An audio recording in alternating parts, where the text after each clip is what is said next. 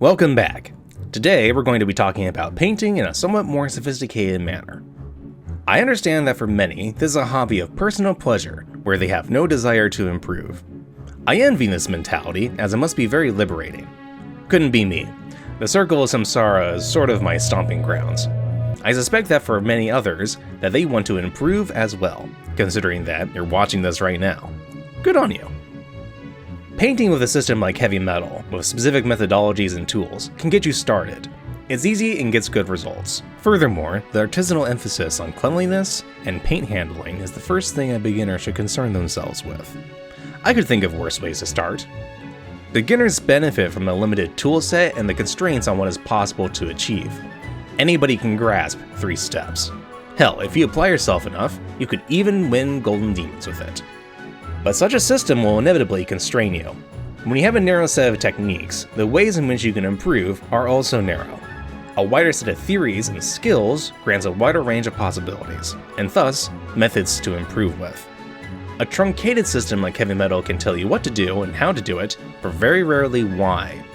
Without some understanding of that, you'll never have a sense of personal freedom, beyond what specific bottle of color you'll use for base, shadow, and highlight. To that end, all we gotta do is pour some knowledge juice on your brain.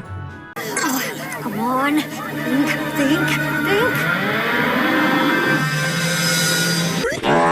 The why in question here is this.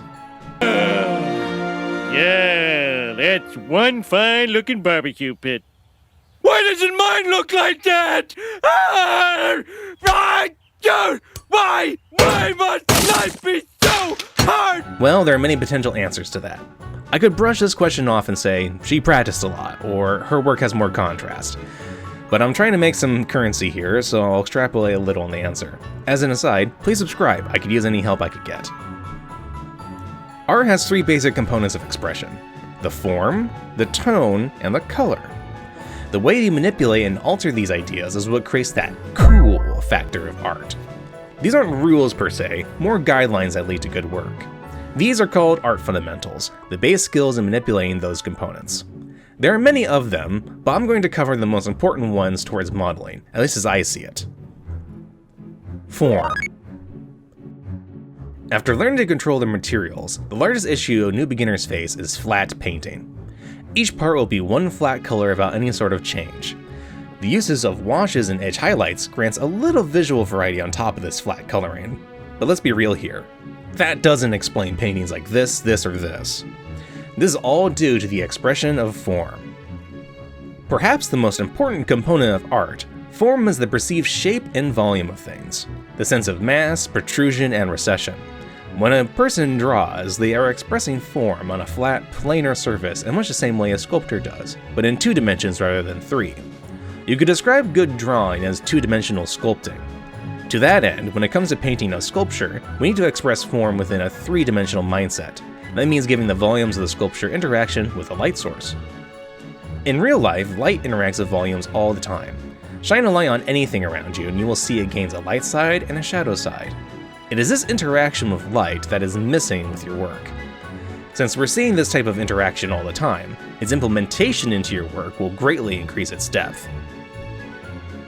Many assume that since miniatures interact with outside environmental lights, that they only need to be colored in, and that those environmental lights will do the work for them. But miniatures are small, and thus they do not interact well with lights designed for a human scale.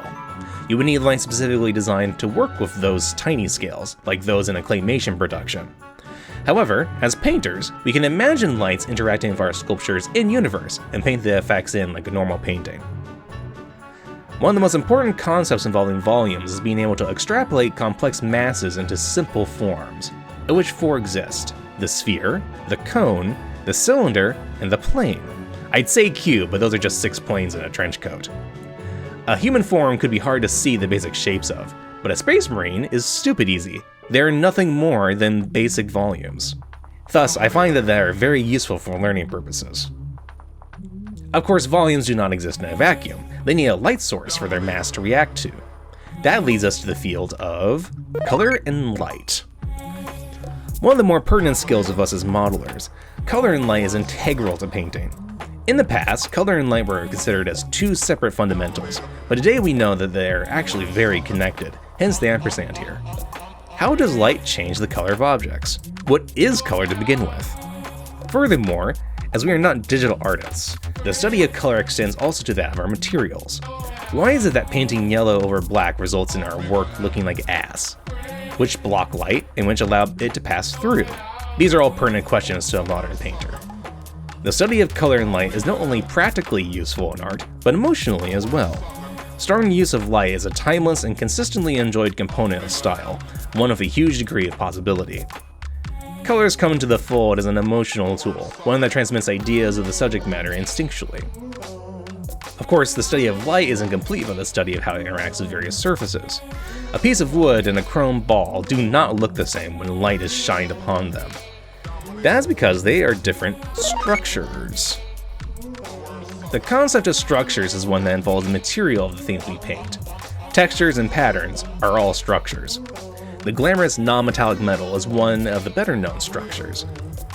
While there are many concepts that go into a good metallic effect, oftentimes the thing that is missing in the minds of those who are painting them is that the difference in structure is fundamentally not the same as anything else they have painted beforehand. From fabrics to patterns, this is where a great deal of complexity comes in modeling. A painter such as Kirill Kanaev may have the greatest comprehension of this fundamental. His understanding of structures is awesome, and his work reflects it, quite literally in some cases. The introduction of structures will create a huge sense of depth within your work. Paint chipping, silks, rough spun fabrics, these are all structures and could all be in the same piece. Patterns are also structures. Anybody who's ever tried to paint harlequins can attest to their difficulty. But the final effect that they produce is also quite impressive. Too many can get into the way, however. That's why you need a little skill in composition and narrative. This involves the presentation of your work in a manner that benefits it most, as well as how to communicate some sort of message across to the beholder in a way that is legible. While dioramas benefit the most from this skill, you can apply the knowledge to even a single figure. Why can you look at the work of Rubens and rest, while the works of Thomas Kincaid triggers migraines? How can we present our pieces in such a way that most benefits them? These are all questions of composition and narrative. This is one of the lesser skills to flex if you concern yourself with painting single models, but even that can tell a story. It's one of the primary aspects that holds back beginners from tackling dioramas. The painting of your models well and putting them on a big base is not enough to make them interesting. You gotta figure out how people are gonna examine the work and arrange them the best way you can. You could think of composition and narrative as a sort of anatomy of design. Speaking of which, anatomy. While more in the court of sculpting, an artist can never have enough fundamental understanding. Anatomy is the understanding of how bodies function. Why do certain parts bulge in or out when a person bends over? How large are certain parts in relation to others? How and where do certain muscles connect and overlap with one another? This is certainly a complex subject, far greater than what I can discuss or have the knowledge to explain with. But a bit of anatomical knowledge can benefit the average modeler quite a lot. Simply knowing what parts of the body are, even in simple masses, equips you with the knowledge of how to approach certain subject matters. Also quite beneficial for those who want to convert or sculpt their own work. That covers most of the relevant skills. So then, where do we begin? It's understandable to want to dive fully into learning all these skills, but temper your expectations here. Each one of these skills could be studied for years before some kind of competency develops. Putting them into your work takes time. If there is any one axiom to tackle first, however, it would certainly be in the realm of shape and volumes. Form, in other words. Followed closely behind by color and light, as you need it to render form correctly. Then structures, and then wherever you want to go from there. In certain fields, shape and form can be worked independently of other fundamentals. Sculptures don't really concern themselves with color after all, but for model painting, we do. For volumes to be expressed, they must interact with a light source, so they may display their recession and protrusion in relation to it. More than anything, however, this will require a shift in your daily perceptions. It's more than likely you've been blissfully ignorant of these examples passing you by day to day. Actually paying attention to the way a person's shirt changes with differing lights upon it, or the infinite ways a human face can come in.